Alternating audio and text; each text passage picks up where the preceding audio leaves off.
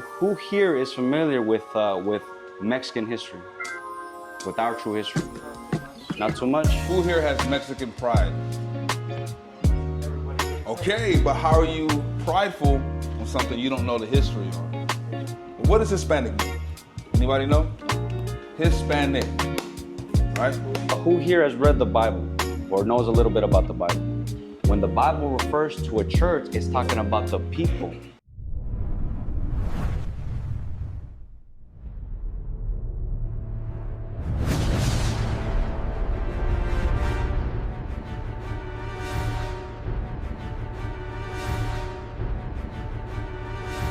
Because we got to understand is when we read about the church in the Bible, it's not necessarily a building that we see it in a corner, right? We got to understand the church is, when the Bible refers to a church, it's talking about the people itself. Watch, now, read me that, Acts 7. This book of Acts, chapter 7 and verse 38. Uh-huh. This is he that was in the church in the wilderness with the angel which spake to him in the Mount Sinai. Right, so right here, this is Stephen. We're reading Acts right now. This is Stephen, and he's prophesying, talking about Moses. He says that this people right here, let me ask, before I get into it, who here knows about the story about the Israelites going into the wilderness? About Moses? Moses, Egypt, the 10 plagues. No? Right? Y'all never seen the movie The Prince of Egypt? No. What? It's an old cartoon. I know what you're talking about. Okay, so like Moses went into Egypt and basically saved the children of Israel. God put 10 plagues on Egypt, and the last plague was the firstborn of every family, right? Even like animals and all that got killed, like they died. Okay, so the Pharaoh let the Israelites go. Y'all heard the song "Let My People Go" before?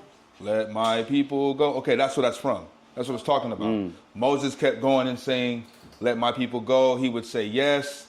Then the Pharaoh would say, "I changed my mind." The last plague, Pharaoh's the firstborns were put to death. So Pharaoh said, "Fine, y'all can go."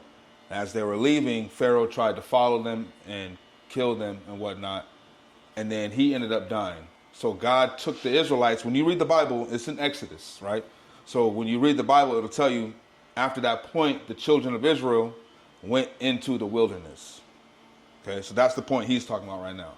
All right, just a little brief summary. All right, right, exactly. So just so we have a little bit of context of what's happening right now, right? We're reading about the children of Israel being led out of Egypt, right, into the wilderness, right? So now watch, read that part again.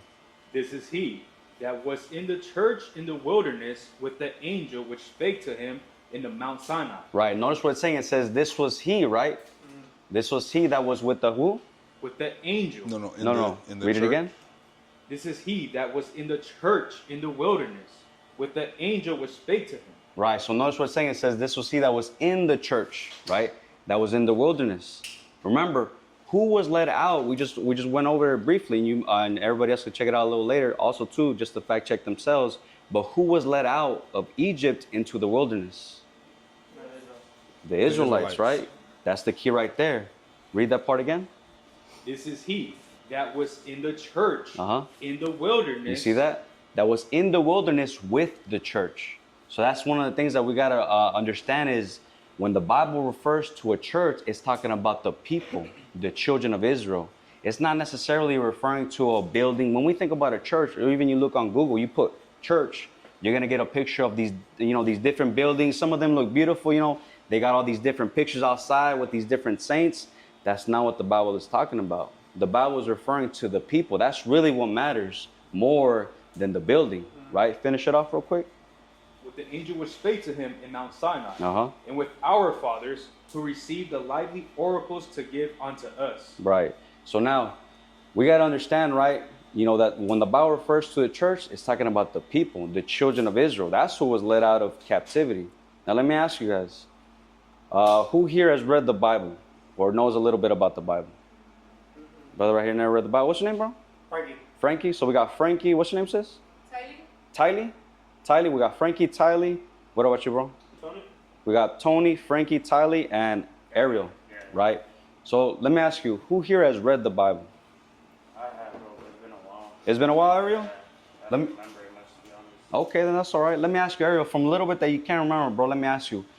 Have you read your nationality? Have you read like Latino or Mexicano or Yemi Salvadoreño? Let me ask you, is everybody here Hispanic? Yeah. Yeah?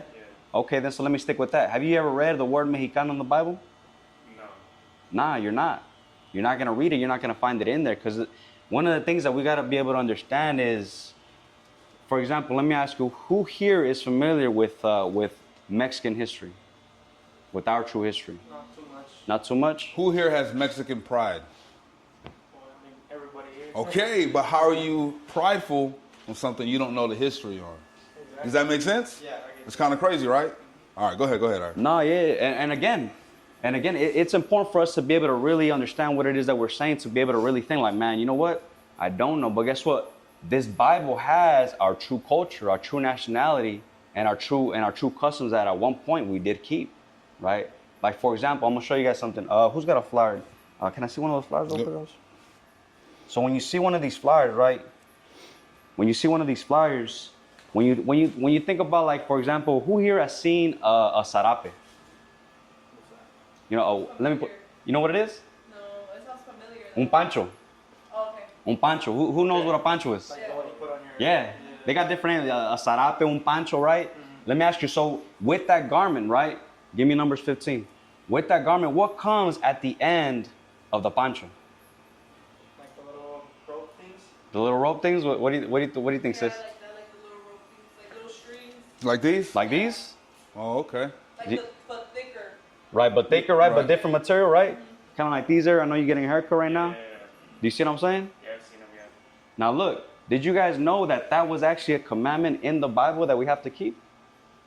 Now I'm gonna read it to you. See, brother, that's good. Now look, we're gonna prove it right now. Because again, the point of it is we gotta understand that our culture goes deeper than what we know about, from what they teach us, like in movies. I know a lot of people here, who here has seen Apocalypto? Yeah. Apocalypto, right? Yeah. You seen pieces of it? Yeah, I- like parts.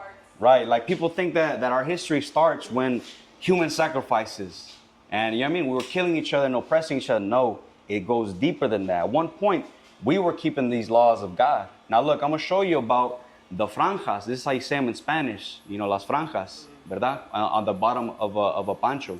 Watch, read me that long. There's the book of Numbers, chapter 15, verse 38. Speak unto the children of Israel. Stop right there. Notice, when we get commandments, you read in this Bible, it always says, speak unto the children of Israel. I'm gonna leave that topic right there alone, but I'm gonna come back to it right now, right? Read. And bid them that they make them fringes in the borders of their garments throughout their generations. Right, so the commandment was that Moses gave to the children of Israel. It says that we need to make ourselves fringes, which are these right here, right? Tassels, whatever you want to call them in Espanol. Again, se dicen franjas, right? Bid them that they make them what? Read that part again. Make them fringes in the borders of their garments throughout their generations. Right, so, Ailey, right? Tiny. Tylee. What do you think it means when it says throughout your generations? What do you think that means, Tylee? I'm not sure. Like do they change throughout? Read it one more time. I'm gonna help you out. You know the answer, but I'm gonna help you. Watch. Read it again. Speak unto the children of Israel. So he's saying, speak to the children of Israel, to a certain group of people, right? Go ahead. And bid them Bid them means command. So it's a commandment. So he's making a commandment for them to do what? that they make them fringes. That they have to make fringes, these right here. How you say it in Spanish? Franjas? Yeah, that right there, right? Go ahead. in the borders of their garments. So you have to make them on your garment, right? He's speaking to these people here, but is it just for them at this time? Or is it a commandment forever?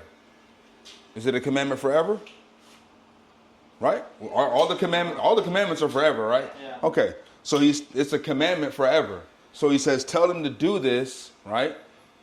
throughout their generations. So throughout your generation means like, who's first generation American? Second generation American? Your first generation? Yeah, first generation. Okay, so he's first generation American. So the previous generation was his parents. So the next generation will be his what? Second. But the next generation for him would be who? Third. it would be his kids, right? Yeah. Okay, so if the Bible is saying throughout your generations, what does that mean? Keep passing it on. There we There go. it is, right? Keep passing it on from child to child to child. So they grow up doing it. You know what I'm saying? Yeah. That's what that means throughout your generation. Good job, good job. Go ahead. Finish it all, bro. And they put upon the fringe of the borders a ribbon of blue. Right. So now it says we got the command. We got to make fringes, right, on the border of our garments, right. But also too, what it says, we got to have a border right here along this border, a ribbon of blue. That was the commandment that God gave us. Now look, going back to my point about our history, our culture. When you see a pancho, which when you look up a traditional Mexican clothing, anything like that, you're always gonna see these fringes there. Now you gotta ask yourself, where did that style, that custom come from? I always thought it was just to keep you warm. Just keeping warm? These will keep you warm? No, we're talking Right, about the but fringes. these- The fringes, the Where fringes. did these come from? Who thought of that? Who thought of that and it just became a thing where all y'all just started doing it? Not just Hispanics, but who else wore these? Native Americans. Right. Why? How? Where'd it come from? Well, didn't you say that Moses saying from the Bible that Right. The Ariel's cooking right now. What'd you say, bro? That's where it came from. told them to do it, right? Right, Yeah, exactly. that's it. Throughout your generations. And now look, here we are in 2025. We're still wearing these fringes.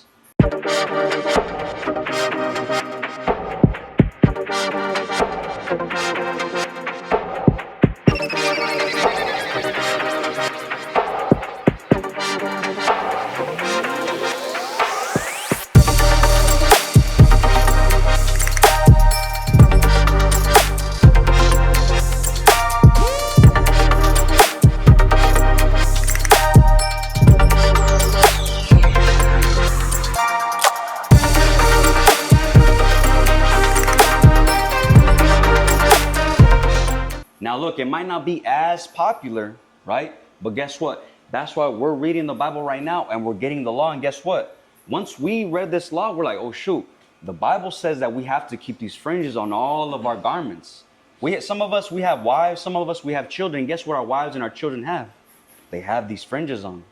Now look. Can I point one thing Yes, out sir, to yes, him? sir. Who was that commandment for? Read again to verse 38. Speak unto the children of Israel. from the For Israel. the Israelites, right? So if that commandment was for the Israelites, who would be the ones continuing to do that? Every generation. The children of Israel. So what would that make the so-called Mexicans that still wear these to this day? What would that make them? Even though they may not know that there's a connection to this. They may not understand that there's a connection here.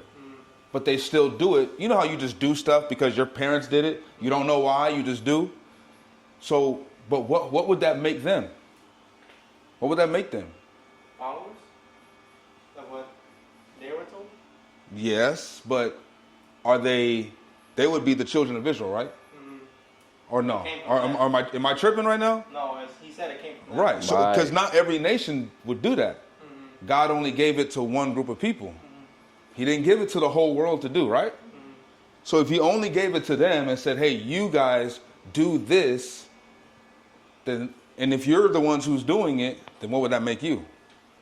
Israel. The children of Israel. That's right. And that's what we're showing, like nationality, because like he's saying, Hispanic isn't in the Bible. But what does Hispanic mean? Anybody know? Hispanic, right? Huh? The dictionary version of that? Hispanic can't mean Mexican culture, because one of the words that's tied into Hispanic is Spanish, right? Do Cubans speak Spanish? Huh?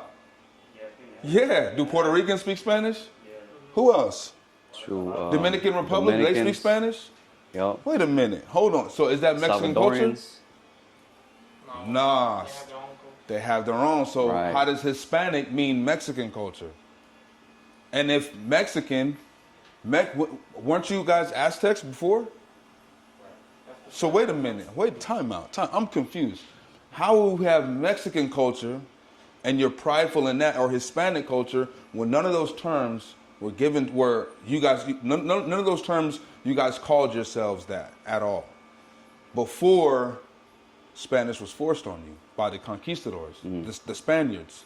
White men came over here and forced Spanish culture on you.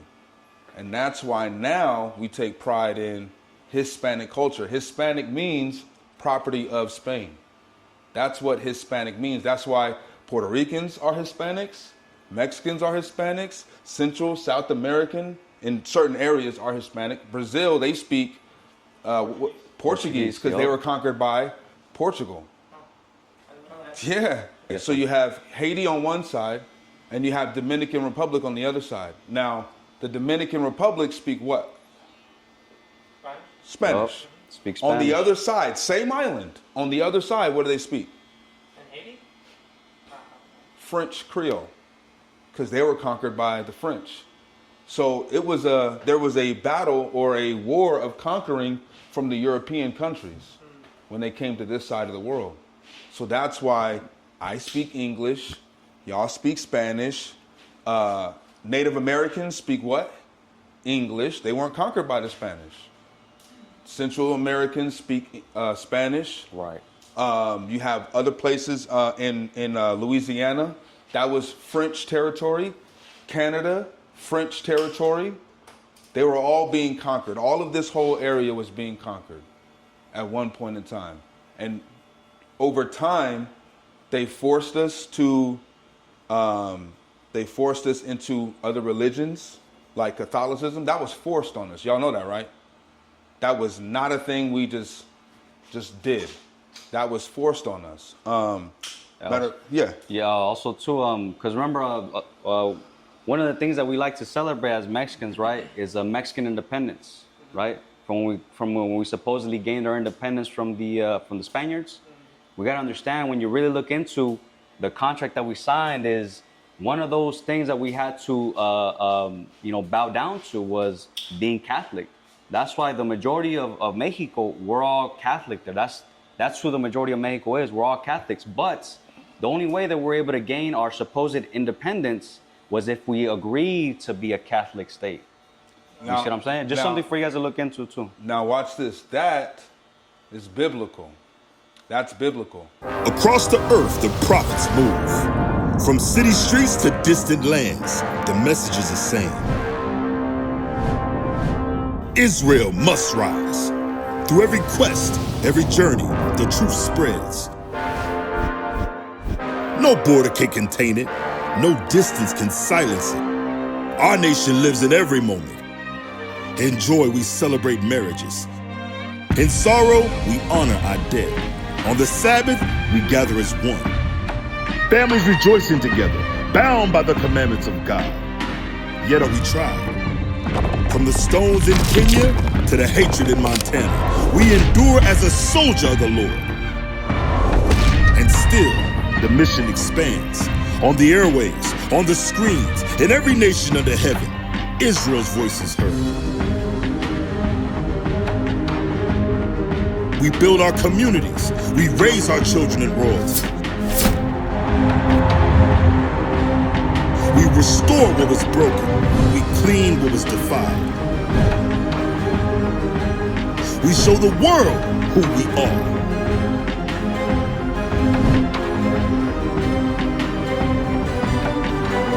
This is Israel united in Christ. Nation in motion. Nation endures.